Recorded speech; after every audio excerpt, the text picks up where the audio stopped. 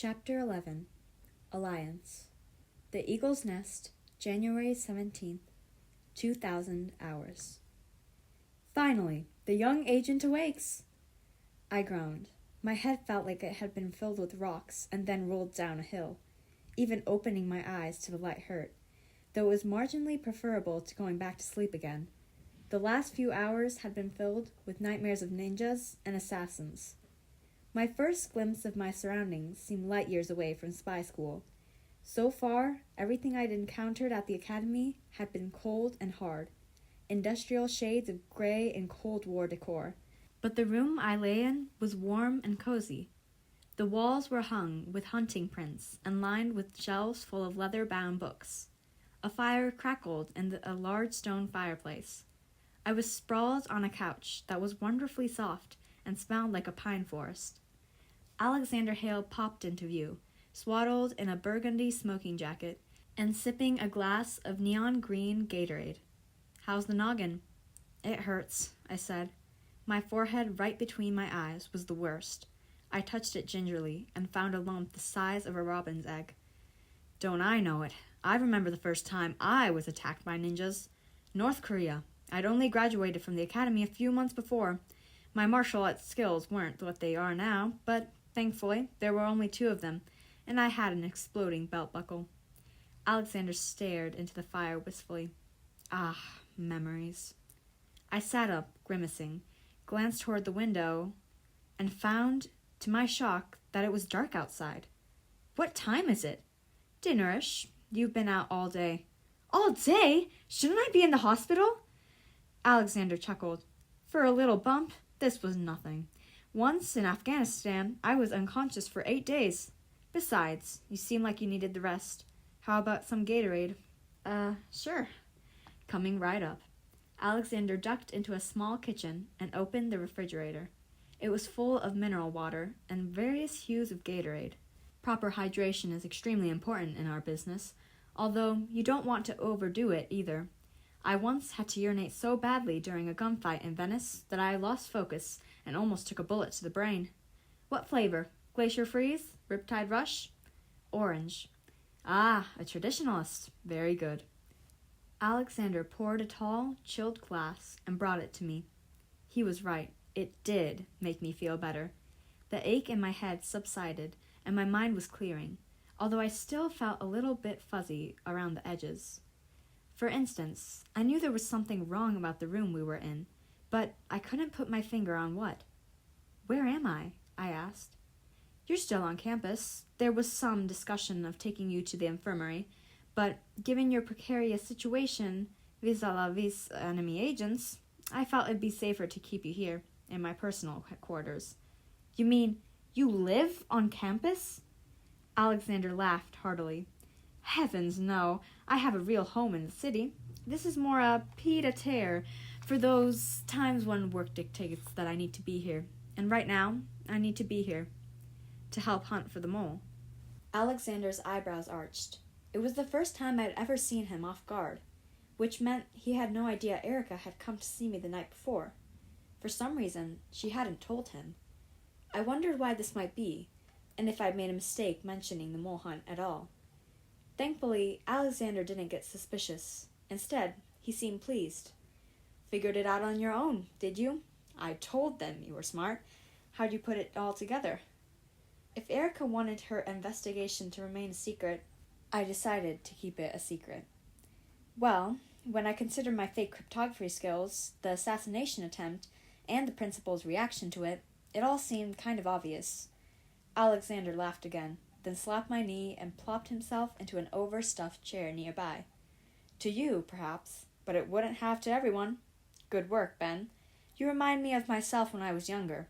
A real self-starter. When I was only 22, I tracked down an arms dealer in Jakarta who had eluded the DEA for a decade. Well, now that the wool's off your eyes, I think you might be of service. I thought the principal wanted to keep me in the dark about all this. And as far as he knows, you'll be there. In fact, no one has to know you're helping me but me." "Not even Erica?" Once again, Alexander seemed slightly thrown, as though he wasn't quite sure what to say about his daughter for a few moments. Erica is an excellent student, I admit. I've given her quite a bit of tutoring on the side over the years. She's going to be an incredible agent someday. But I'm not sure she's ready for this. And I am? Well, you don't really have a choice in the matter, do you? You're a part of it whether you want to be or not. I think it's best if we keep this between us for now.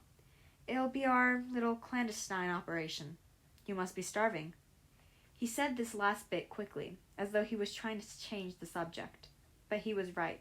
I hadn't eaten since breakfast. I am. I have some frozen dinners. Not exactly filet mignon, but it's still better than anything you'll get down in the mess. Alexander sprang back into the kitchenette and rooted through the freezer. Pizza okay? That'd be great, thanks. Alexander dug out a pepperoni one and tossed it in the oven. All right, let's get down to the brass tacks. Any idea who the mole might be? I said. I was hoping you'd know that. Oh, I have my suspicions, Alexander said. But I only decided to enter the fray today. You've been in the thick of this. Ergo, your thoughts matter. So, what do you think? I don't know. I haven't really had much time to investigate, and I've been unconscious for most of the day. Yes, but you must have some idea. A gut instinct?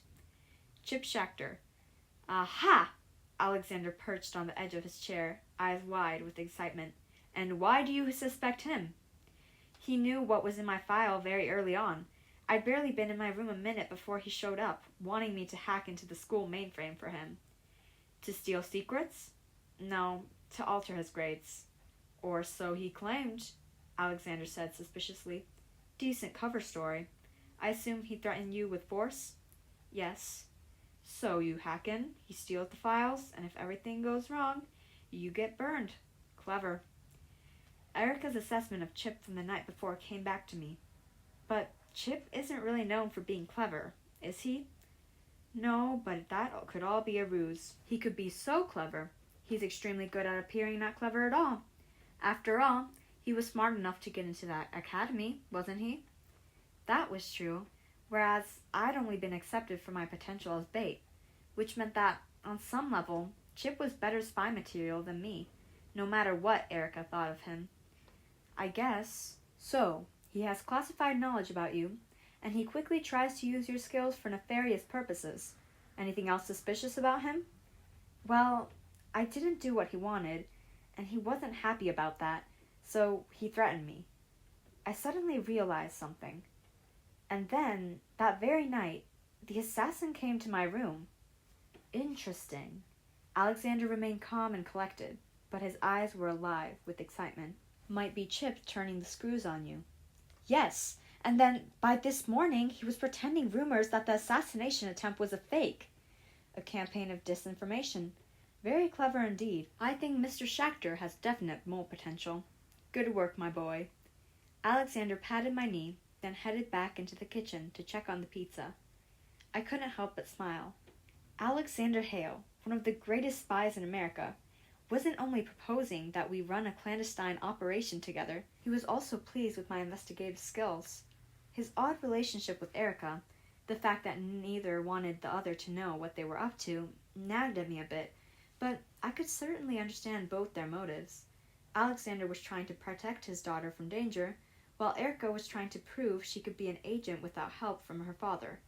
I didn't like keeping secrets from either of them, but it did give me an opportunity to work with both the master spy and his beautiful daughter. It was almost enough to make up for the downside, that someone might try to kill me soon. Alexander slid the warm pizza onto a chopping block. There was an umbrella stand full of bladed weapons nearby. He selected a cavalry sword and hacked the pizza into eighths. Any other possible suspects rattling around in that brain of yours? I thought a bit. Another name popped into my head. I don't know about this one, but you said to trust my feelings. Never question your instincts. Once, I was headed to a safe house in Qatar when I had a sense something was wrong. No evidence at all, just my gut. So I didn't go in. 30 seconds later, the place exploded. Nawaz al-Jarizra had infiltrated the place and rigged it with enough C4 explosive to sink a battleship. If I hadn't trusted myself, I'd be fine missed right now. So, What's your gut telling you? Well, if it's conceivable that Chip could be playing dumb, then why not one of his goons, who are supposedly even dumber than he is? Now you're talking. Whom do you suspect? Alexander slid the pizza onto the mahogany table in front of me. He'd left it in the oven too long and burned the crust, but I didn't care. I was famished. Greg Hauser, I said between bites. He was the one who got me in trouble in Professor Crandall's class today. He claimed Chip said the assassin was a fake, but what if Chip never said that? Maybe it was Hauser's idea all along, and he's shifting the blame to Chip. In fact, maybe Hauser put Chip up to trying to bully me into hacking the mainframe in the first place. Alexander chewed his pizza thoughtfully. The old Petersburg puppeteer. What? Oh, sorry. Just a bit of espionage lingo. It refers to someone who looks like he's merely the henchman, but really, he's the criminal mastermind pulling all the strings. Often, the puppet doesn't even know he's being used. We call it the Petersburg puppeteer after an infamous Cold War Russian operative who looked like a lowly pencil pusher at the St. Petersburg KGB, but who turned out to be running the show. I like this Hauser lead. I like it a lot. Alexander's cell phone rang. He checked that caller ID. Oh, I have to take this. It's a contract. He quickly slipped into the bedroom, leaving me to polish off my pizza by the fire. He didn't close the door, though, so I could hear faint snippets of his conversation. Where should we meet? Ah, very good. I love the opera. Of course I'll use an alias. That soon? All right. He returned 2 minutes later, smartly dressed in a tuxedo. Duty calls, I'm afraid, but we've done excellent work here today. Truly excellent. How was the pizza? Great, I lied. Alexander fastened his cufflinks. Sorry, but I need to blindfold you before we leave. The location of these quarters is classified. Oh, all right. It occurred to me that I hadn't left the couch the whole time I'd been here, so I hadn't even glanced out the window. I had no idea where Alexander's quarters were in relation to any other buildings on campus. My jacket and snow boots were right by the couch. I tugged them on. So, what do we do now? You simply keep doing what you've been doing. Keep a close eye on Schachter and Hauser, and anyone else you find suspicious. I'll see what I can dig up on them. I've got quite a lot of experience with moles. Uncovered one in Karachi just last year. Alexander cinched a wool scarf over my eyes, plunging me into darkness. Can you see anything? No. Perfect. There was a metallic clank, then the sound of something large sliding open. I finally realized what had been odd about Alexander's quarters. There wasn't a front door.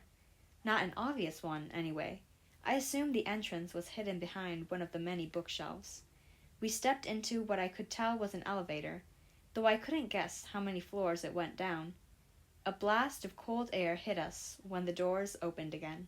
Alexander led me through a few more twists and turns, possibly doubling back once or twice, before yanking off the blindfold.